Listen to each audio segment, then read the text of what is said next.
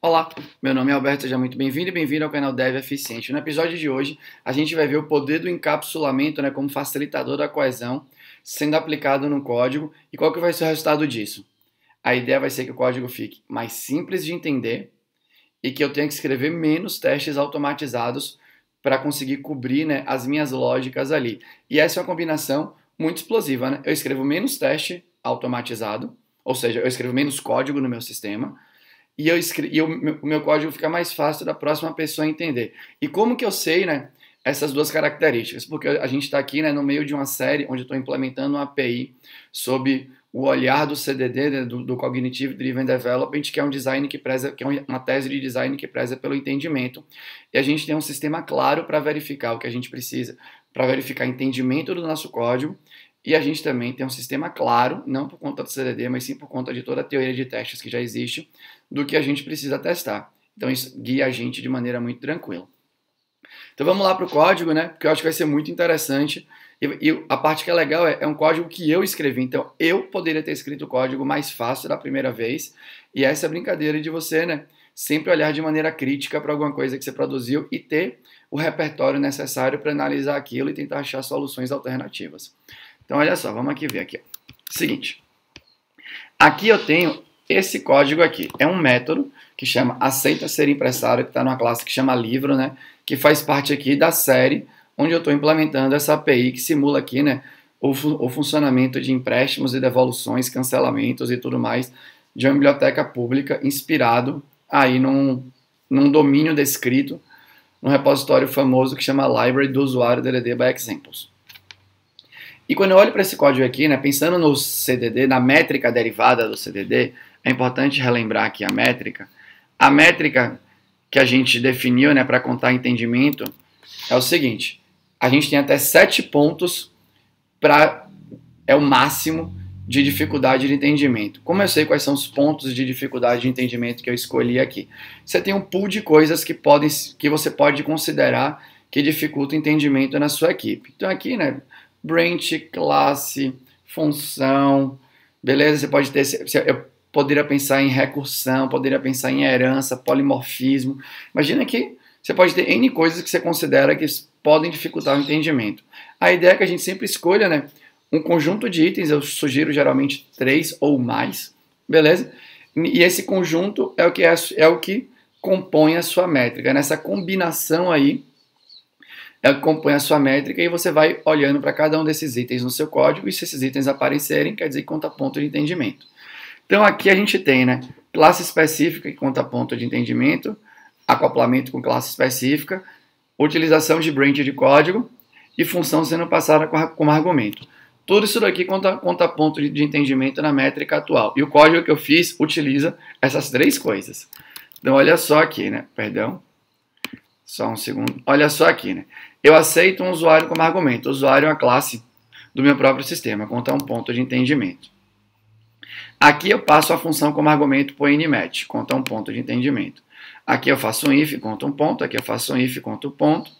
E aqui eu passo a função como argumento para o nmatch de novo, conta um ponto. Então aqui eu tenho 1, 2, 3, 4, 5. 5 pontos de entendimento. Com mais um ponto de entendimento da referência para o tipo instância, eu tenho 6. Ou seja, essa minha classe aqui mal nasceu com as 82 linhas dela e já está no limite da honra. Aqui, Só tenho mais um ponto para brincar aqui. Provavelmente eu não conseguiria fazer muita coisa e teria que começar a dividir dado a minha métrica. Beleza? E além disso, quando você pensa em cobertura de teste, independente da técnica de cobertura que você vai utilizar, você teria testes para serem feitos aqui. Se você utiliza a que eu vou sugerir aqui na série, e vou brincar sobre ela, como você pode variar sobre ela e tudo mais, é uma que chama Modified Condition Decision Coverage. Eu vou deixar o link aqui também no vídeo. A ideia é olhar para a combinação de branches e condicionais do seu código e descobrir quais são, dado que você tem N caminhos ali que podem ser seguidos, quais são os caminhos que são mais interessantes. Nesse caso aqui, como os ifs são triviais, aqui são simples, tem só uma condicional ali em cada um dos ifs e uma condicional ali no final, no retorno. Então, eu vou ter aqui no mínimo 4 testes. Quais são os 4? Eu teria que exercitar isso aqui verdade, aí depois isso daqui vai ficar falso, né? Para isso daqui vai exercitar como verdade, aí depois isso daqui vão ficar falsos para exercitar isso daqui como falso e isso daqui como verdade. Então tem no mínimo 4 testes. Então a gente está falando de esse método com 5 pontos de entendimento, 6 pontos na classe como um todo, e no mínimo 4 testes que eu teria que fazer. E imagine se tivesse uma refatoração aqui, né, que a gente possa fazer mantendo o mesmo número de arquivos, ou seja, eu não vou aumentar a dificuldade de entendimento em termos de arquivos, então eu quero manter o mesmo número e me eximir aqui, né, eu quero sair, não ter a responsabilidade de escrever um teste automatizado aqui, né, dado que eu só quero cobrir realmente breaks e condicionais nessa série aqui com vocês. Beleza? E aí entra o bom uso do encapsulamento, né? Onde foi que eu falhei aqui? Quando eu estava codando, né, no vídeo anterior, eu queria realmente saber qual era o tipo do livro, da instância, né? Eu olhei muito para a instância. E aí eu fiz um método que preserva o encapsulamento. Eu recebo como argumento um parâmetro e utilizo o estado interno da instância para verificar o valor dele contra o parâmetro. É um método que está encapsulado, tá legal, tá bacaninha, beleza? Estou usando os princípios da orientação a objeto naquele método. A mesma coisa vale aqui, ó. Usuário padrão. Então aqui eu nem recebo argumento, né? Eu comecei bem específico. Verifico se esse usuário ele é do tipo padrão e a lógica está aqui dentro. Então eu estou utilizando a ideia sugerida, né, em orientação a objeto pelo viés do tipo abstrato de dados. Estou juntando comportamento perto do estado, tá tudo legal, tudo bacana.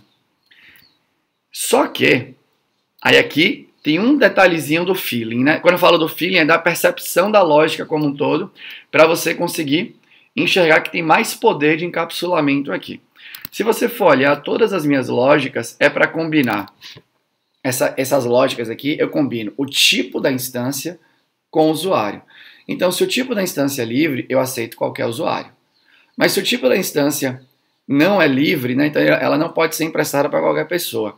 Então quer dizer que ela não pode ser emprestada para o usuário padrão, é por isso que eu retorno falso. E se o usuário não é padrão, aí eu preciso verificar, né, se tem instância do tipo de pesquisa, que é essa linha aqui. Ó.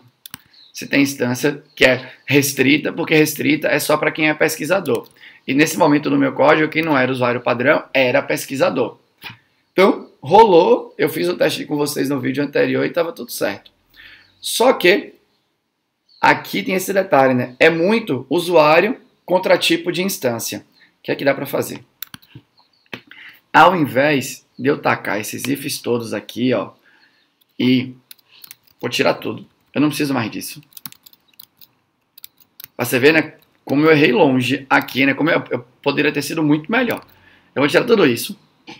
Vou tirar esse boolean aqui, né? Vou dar só o return aqui. E agora é o seguinte.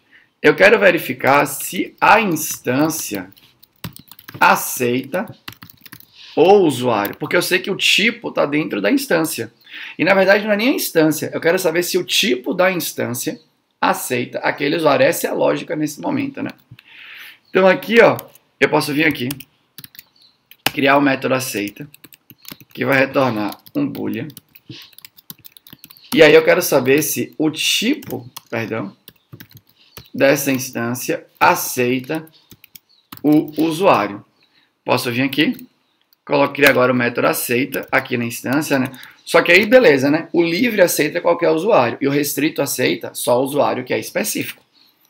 Então eu vou deixar esse método aqui, ó, como abstrato.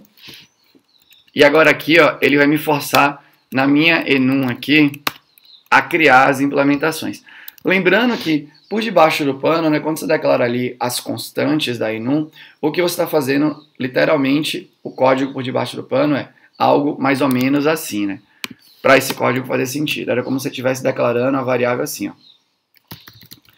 Public static final livre igual a new tipo aqui. Era mais ou menos isso que estava acontecendo por debaixo do pano, né? A sua constantezinha que você declara na sua enum, na verdade, é uma referência para um objeto, né? Cujo tipo é um filho do que está declarado no enum. É por isso que quando você coloca o abstract aqui, ele obriga você a implementar os métodos. Então eu venho aqui, ó, nesse momento a instância que é o tipo que é livre aceita qualquer usuário. Dane-se aqui, né? Mas o restrito só aceita usuário cujo tipo é usuário cujo tipo é pesquisador. Eu não tenho esse método ainda, né? Então eu vou criar. Aqui era justamente aquela generalização que eu tinha falado que eu poderia ter feito até antes, né? Então aqui eu vou receber um tipo um tipo buscado. E aqui, ó, o meu retorno vai ser se esse tipo é igual ao tipo que está sendo buscado. Eu não preciso mais desse método aqui. Fiz isso. Vim aqui, ó, tirei, botei agora, não preciso mais desse método verifica tipo. Aqui, ó, botei a parada aqui.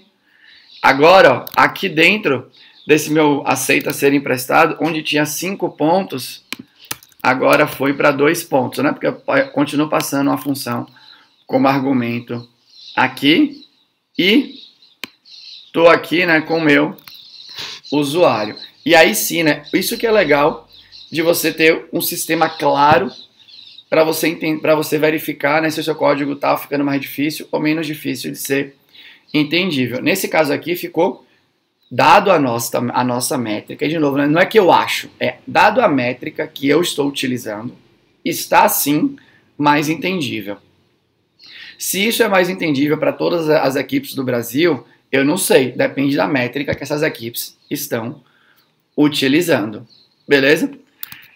Pensando nos testes, olha que interessante, né? O meu teste agora, se eu fosse seguir à risca o lance do MCDC para controle de fluxo, eu tenho aqui um controle de fluxo, né? Um retorno que pode retornar true ou false. Beleza? Então você teria reduzido bastante o que você vai testar. Só que uma outra variação que eu venho experimentando, né, então que eu deixo aqui para pensar, né, não estou batendo nenhum tipo de martelo, percebe que nesse código aqui, nesse fluxo de código, por sinal, né, tem vários delegates aqui, daria, se você quisesse fazer, né, daria para fazer aqui algo mais ou menos assim também. Return, né, instância.getTypo ponto aceita, né? Você poderia fazer isso se quisesse.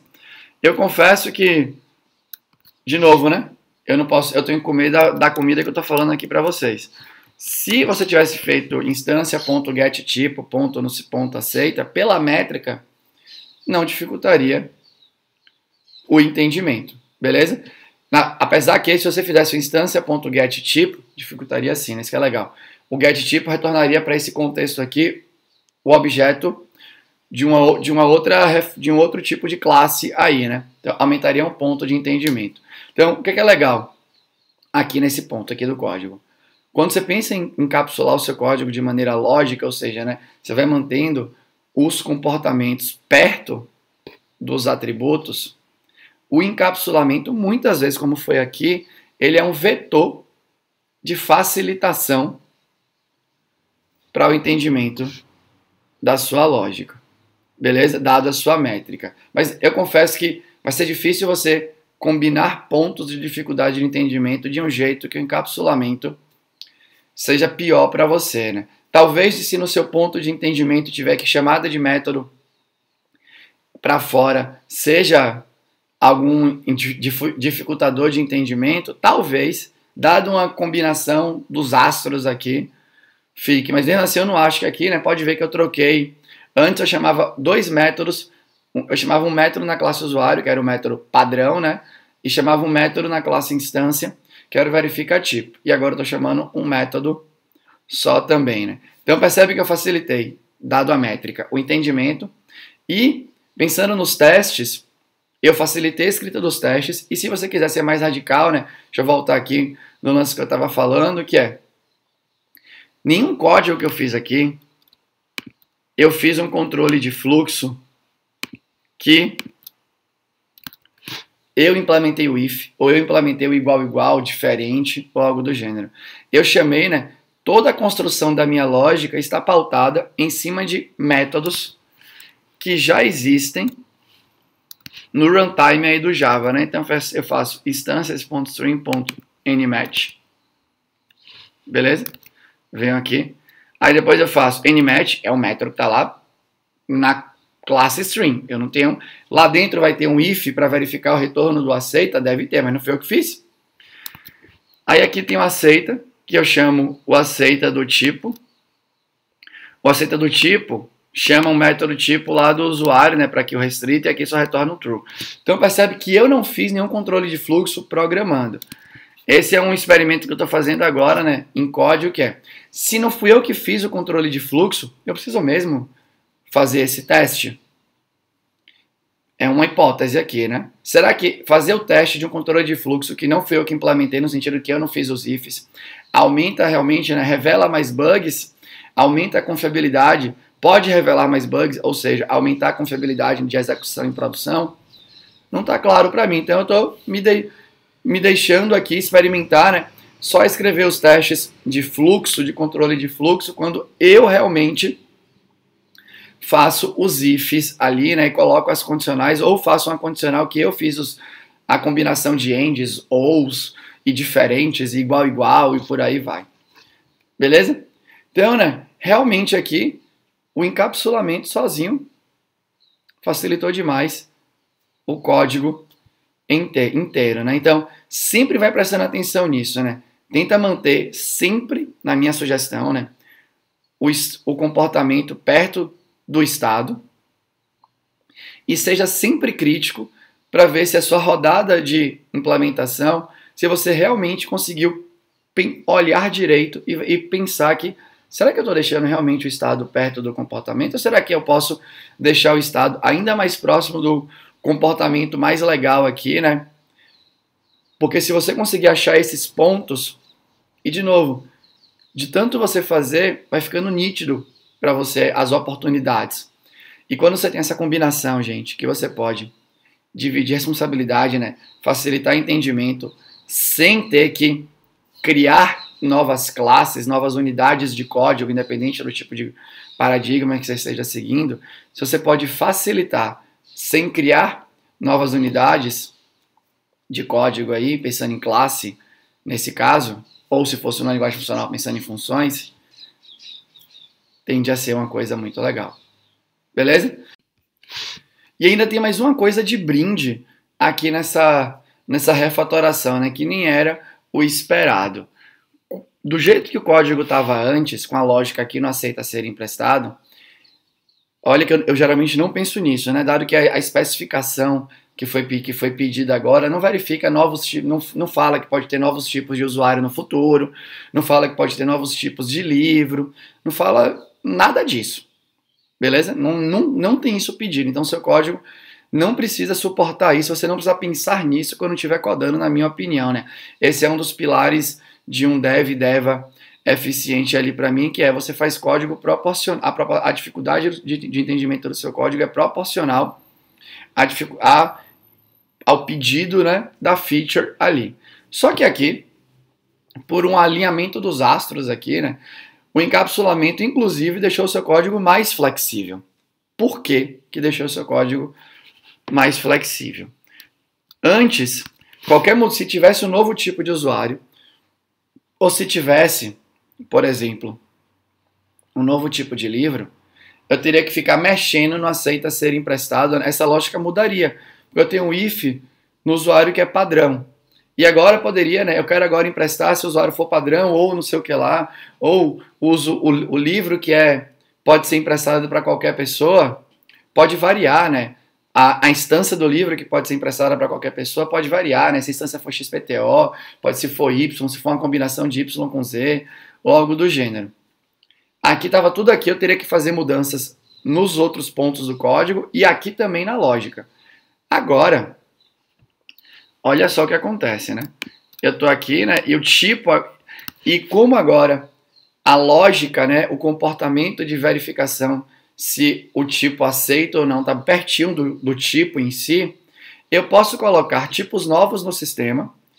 Então, imagina que aparece um tipo novo que aceita agora o usuário que é pesquisador ou outro tipo de usuário qualquer aí, ou verifica se aceita só o usuário que está cadastrado há mais de X anos aí no sistema, sei lá o que poderia acontecer. Aqui eu já estou imaginando coisas mesmo, beleza?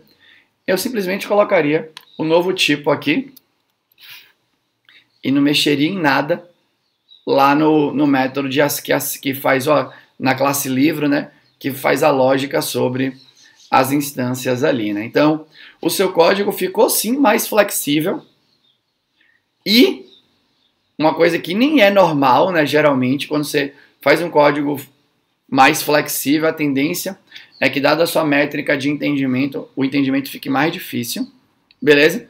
Mas o código aqui ficou mais flexível, com entendimento mais simples. Então essa é uma combinação que é ainda mais explosiva, beleza? E tudo porque, simplesmente porque ficou claro, depois que eu fiz o código, que dava para eu aproximar ainda mais o comportamento do estado, beleza?